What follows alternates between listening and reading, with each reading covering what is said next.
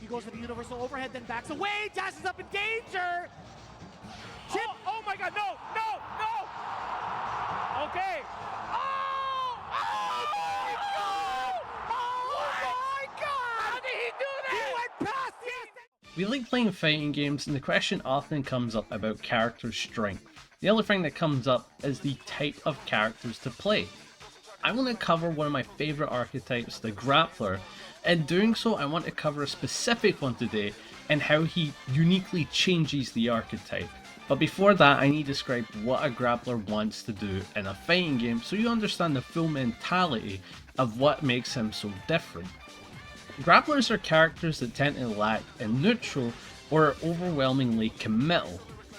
They tend to give this up for one of the most powerful 50-50s in the corner, being the strike throw, and the Grappler's offense tends to be kind of committed around this. If he's wrong, he'll die, but if he's correct, he gets overwhelming rewards. But what makes Grapplers different is how they approach in neutral. It's common that a lot of Grapplers will try to wall the opponent in so they can keep pressure going, stopping them with big buttons and locking them down. And the other one is going for armor as a read to call out some of these bigger neutral tools to get in and start up their offense.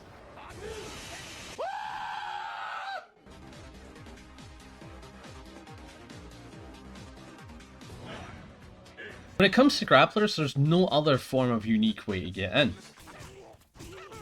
I'm not going to talk about him. But when it comes to Grapplers, they all share the same thing, which is the strike throw. The strike being able to deal good amounts of damage, and of course the command grab being an unblockable quick tool is a great way to open the opponent up and make them guess if they want to backdash, jump, or take the throw. When a Grappler doesn't really have walling tools or a great way to get in a neutral, then how do you make them work? And that's what I feel like this Grappler does. This character has a unique strength that makes him stand out among monsters. Except in this game, I would replace the monsters with the wolves.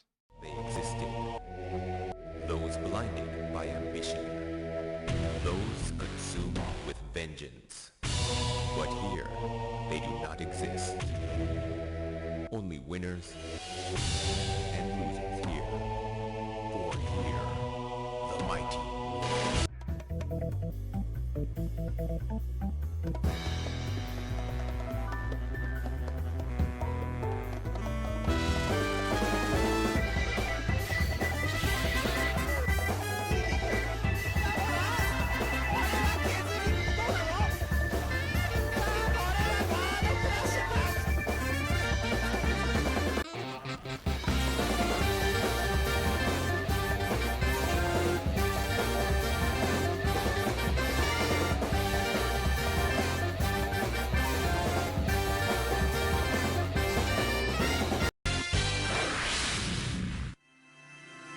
Garou, Mark of the Wolves. Before getting into Tizlock, I feel like I need to describe how the game functions. Garou Mark of the Wolves is a poke-oriented game with a focus of playing neutral with strong defense. Fun fact, this game came out the same year as Third Strike came out, which was 1999, and that is also the same year I was born, so it makes sense why I'm built for these things. The pokes in this game are made to hit disjoint, so poking from a decent distance is quite good. The reason why poking is so efficient in this game is counter hit. In this game there's two types of counter hits, which is if you land a special or an air hit, the opponent is juggled up so you get a free follow up in the air, whatever you want, could be a normal or a special. And then there's the grounded hit where the opponent will spin, and this will give you a large majority of plus frames to work with. Terry has some of the coolest counter hit combos within Garou. Bunny! Are you okay? The main thing that makes the game stand out is its defense. During this point, defense in fighting games was having great throw protection and then trying to fight your way out of a horrible safe jump scenario. However, in this game, you had just defending. You timed the block when a hit would land. Just defending did multiple things. It would heal a bit of your health, you would be closer to the opponent, and if you were quick enough you could do a special cancel. Yes, that means on block you could do a special cancel, meaning you could do some disgusting defensive techs, and we'll be getting into that a little later. The game also has a mechanic called TOP where you can put a third of your health power in a special mode where when you get to it, you get health regeneration and you gain access to a new special move. However, the lower you set it, the more damage your character does, so it's kind of like a rage mechanic in Tekken, except if you set it lower, you may get put to a point where you won't get to actually experiment with it, but if you use it earlier, it means that you're going to do less damage. So there was a bit of a main game where you wanted to put your TOP, and for some characters, their moves from TOP were extremely important. For example, Grant in this game absolutely loves having his TOP for guard crush pressure. But yeah, besides that, let's talk about offense in this game. This game is awesome in terms of offense. It incorporates feints, which can be used in neutral as a bait, and of course can be used to actually make your moves recover faster because they're special cancelable. This allows for feint pressure in the corner and extended combos. Terry can feint his standing medium to do another standing medium link. It's very creative and leads to devastating scenarios, however I think it's time I finally got into the man himself, Tezok!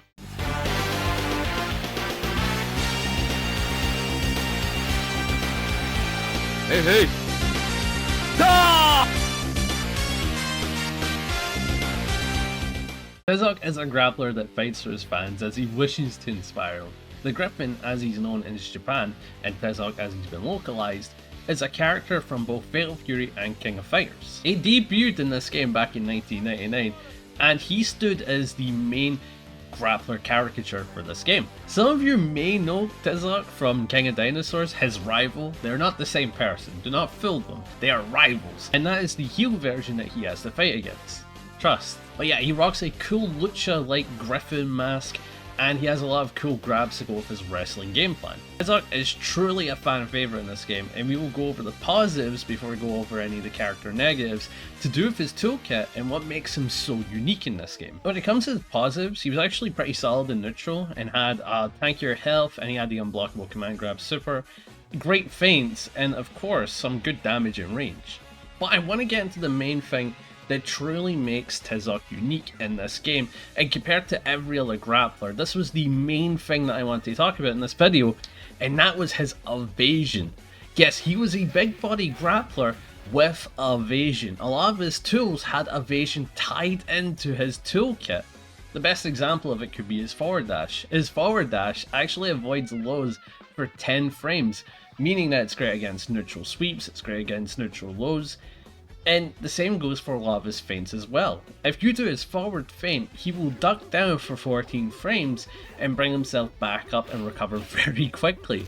This was powerful because it made you beat so many poke tools in neutral and get into run offense. Yes, Terry could whiff something like a standing medium, and just like that you get in for a command grab punish. This is one of the great things about Tezok, is that his toolkit is built in for evasion to punish bad mashing and bad neutral plays, kind of like an actual wrestler would. Like, of course you get the wrestlers that would tank a hit, no sell and that type of style, but then you get the ones that are ducking clothesline and responding with a suplex. This is something that I truly love about the character's design, and stands out compared to other grapplers at the time. Hugo was more of kind of like a walling grappler that pushed his way in with massive normals, and of course Potemkin and Accent Core had his armor and again massive normals, whereas this guy, he didn't have massive normals, he just had good speed and amazing ways to dodge around the opponent, and I think that is extremely unique for a grappler during this time, and hell, even to the current time we're in. And then moves like crouching A+B, which is both of your lights, he'll do a head poke attack that's +1 on block and duck highs yet again, meaning if he lands a hit he can go for a cheeky command grab, and if he avoids tools he's into threat more pressure. And I think that's really awesome about the character. Again, just a lot of evasion built into his toolkit, and it makes him really stand out as an awesome grappler in the time. A lot of tools are built like this. His taunt has evasion, his overhead has evasion, his forward dash has evasion. He's kind of built to punish bad poking in neutral if he can evade over it or evade under it. And I think that's really well done for a grappler in this type of style, and probably less frustrating your fight compared to the armor meatheads of today. When it comes to this neutral, it was actually pretty decent. His poking was very good, and if he had to go to area, he could actually play area really well with a lot of his tools like jumping A and jumping B. He also had really good jump-ins as well, like jumping C and jumping D. When it came to Fatal Fury, he was a 4-button fighter. When it came to play neutral, he could wall his opponent off pretty well with some massive pokes, and pretty safe pokes as well, unless he was whiff punished. But yeah, one massive tool that he had that you had to fear on every grappler was his Grappler command grab super, the Beak. This gives Tezok a threat to use on Wake Up, and considering how easy it is to get meter in this game, this is a threat that you would see often. Tezok did have some slight meter gain issues compared to the rest of the cast, but his was still pretty solid, and the fact that both of his command grab supers both had invulnerability, despite the fact that one cost 2 bar, one cost 1, it made them quite threatening. One thing I've got to mention is that just defends are special cancelable, and on a grappler that means that you could do a special cancel just defend into a command grab, which was very powerful on defense, but absurdly difficult to do. Tezok also has a strong 50-50 game plan with his command grab. Of course, it led to good damage, led to OK, and he could run offense from there. However, his strike game wasn't the best, and that is the beginning of Tezok's weaknesses. This is where the character had issues despite being such a cool design. Matchups weren't brutal. The worst that he got was a 7-3, which was amazing back in the old day fighting games, truly. But one thing that affected his matchups was his combos. Of course, we can threaten strike throw like any other grappler, but the thing is, when your strike had no combos whatsoever, and I do mean no combos, this isn't like a case of like, oh, he does 2, but he had no combos. Bars off, his jabs were the only thing that were special cancelable, and considering he had a very powerful closed heavy kick, that'd have been so much better to have, but the thing is, it was in special cancelable. So it meant that when you landed a hit, you had no form of special cancel to get combos with, and the only time you're going to get combos was on counter hits, and even at that, they were still limited. But then comes the next issue. Even his moves that are special cancelable are very slow. This means that if he even lands a jab, doing the clothesline instantly would be blocked or whiffed, and that was a problem with Tezok, his offense had no form of combo edge. So that meant you had to rely solely on the throw, and when your only mix-up's good throw, it meant that people will take the hit, which meant that your offense was kinda redundant unless you dodge by an attack to whiff punish with throw. Yeah, when it came to combos, the only time you're getting them was on counter hit, and he didn't really have pokes that were made for counter hitting the opponent like Terry or Kane or Kevin. One problem was his breaks. In Garou Mark of the Wolves, when it comes to combos and special moves can be broken. Some of them have a break mechanic that lets you cancel that special move to do whatever you want. And that is one of the issues with Tezok. You need to look to the rest of the roster to understand how bad his was. If you look at Raw Coward, his was a command grab, and if you did the break, you wouldn't do the follow-up, but you actually got to do whatever combo you wanted, meaning if you had bar and you landed a command grab, you could go straight into super for damage. And then if you look to someone like Terry, his power dunk was a break, meaning that you had a pretty good evasive neutral throw that could be breaking for combos, and for counter hit combos it led to massive juggles, and in the corner it was truly a good tool for both pressure and combo edge. If you look at Kane, he had a DP that was able to be broken.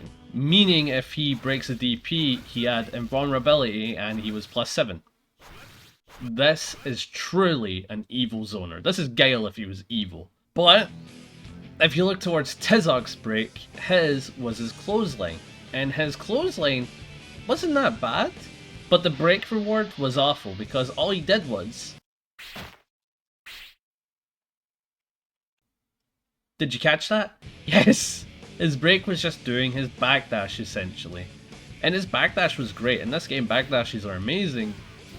For Tezok, this had no form of good usage. You can maybe use it as a feint if people want to like try to poke into you or duck, but even at that, you put yourself in a space where you couldn't punish them. So it's a bad break. It's a really bad break. When it comes to Tezok, if we know that he has a weak combo game on hit, it means he also has a weak block string game, and this was another massive problem for the character. Since his jabs were so slow, he was easy to interrupt, and because he was relying solely on evasion and throw, it means that the opponent just had to play well into it, and maybe just go for run-up throw against the character. His specials were also awful, besides the clothesline. The clothesline can be used as a decent anti-air, but the thing is, it's duckable and -9 on block, meaning it was punishable on block and punishable on whiff. So it was a tool you didn't really want to use. If I was to design this in the modern day, I'd probably make it +3 on block, kinda like the way they do it with D.Va. Yeah, Tezok had the worst special move in the game, and this was something that also held him back, which was the elbow drop. This move was slow, and it was an overhead that was -11 on block, It had some decent evasion where you'd back up, but besides that, you didn't want the elbow out. The elbow is awful. It was extremely punishable and you just couldn't use it. And he had another command grab, which was kind of cool. He'd throw the opponent into the wall and he'd bounce back, and then you could get an air throw. But the damage was only 2 points more than doing a basic command grab, which was more unreactable. It makes you wonder how they could have made this more interesting rather than just 2 points worth more of damage. Yes, the designs of decisions of this character were amazing, but the balance decisions were not the best. Last issue is the fact that his punishment game is lacking. Now I know what you're thinking. Grapplers tend to have a great punish game. Not in this case. So there was a weird bug with Tizoc, which is if you did a super input at the end of a special move, the game had a weird bug where the checkbox would tick and say that you're invulnerable to throws, meaning that you couldn't do whiff punish throw on some of these more deadlier situations. So Tizoc's punish game was off the table if the opponent had TOP or a single bar of meter. This was just old fighting games. Bugs would just happen like that and you had to accept it. So if he blocked anything punishable, if you know his combo game like I mentioned earlier, he doesn't have one. So if he blocked something, he just kind of had to accept he was going to get minuscule amounts of damage. It makes you wonder, how did people make this character work?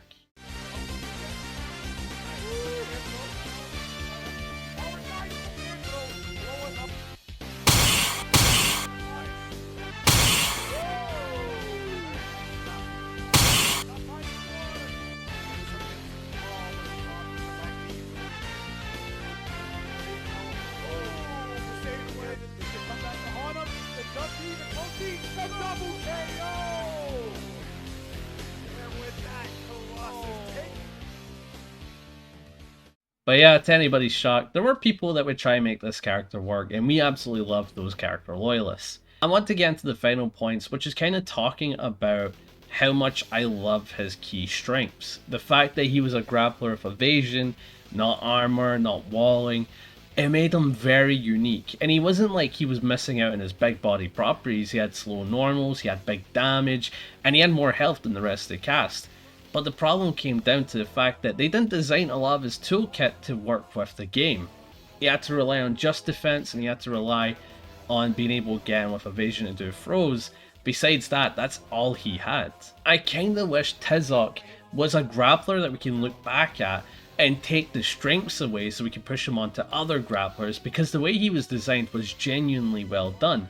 But unfortunately, the main thing that we look back at when it comes to grapplers is their tanking capabilities. Even Zangief, a character not known for being a tank, became that in Street Fighter V and onwards. And if you look at Potemkin's design, all they've done is look towards that, as he has 4 armor moves now. And I feel like it'd be nice to have that. In a game like Fatal Fury, which was extremely quick as you're seeing right here, they designed a grappler to work with the base mechanics in terms of being a really good defensive into a dash speed type grappler, but then they lacked on the strike side of them, and that is where they slipped up with this character. Defense was so well done in this game, and they designed a grappler who truly had some beautiful tools, and I really wish we could have them in the current day. That's why I'm looking forward to the new Fatal Fury that's coming out in April. I'm definitely going to get it, I want to make videos on it, and I hope they carry that strength over from Tizoc and don't make him an armor meathead, because it was genuinely a very interesting tool that he had. Nobody else had it. It was kind of cool. It was beautiful. So I hope that is what they manage to do in the next game that arises. Yeah, Garou Mark of the Wolves was a sick game. Watching it at high level, watching it at high speed, it's very fun to watch, as you're seeing here. There's a lot of back and forth. Defense was very powerful in this game, and I feel like we should take more notes from these type of older fighting games. Sure, balance is always going to be an issue in every fighting game, but I think we should focus on the design of these games rather than the balance. These are two different things. Sure, they correlate, but it's different. Design is completely different. That'll be today's video on one of the most underrated grapplers in any fighting game ever. And I feel like we should try and take away the positives that Tizoc brought, because it was so interesting, it was very cool. And that's, I hate a yap about it, but I love it. I think they did really well. But yeah, that'll be me in today's video. Peace out, fellas. Tell me what grappler you guys want me to cover next, and I might do so. I'd be interested in maybe talking about Hugo, or maybe going towards maybe someone in the Marvel side, maybe Hagar. But genuinely, I fell in love with Patriarch when I played him, and it's upsetting that he was a character that had really strange weaknesses. But besides that, I'm looking forward to the next Fatal Fury, and I look forward to what 2XKO does with their grapplers when they arise. Now, peace out, fellas. Have a good one, and hand with that big fall!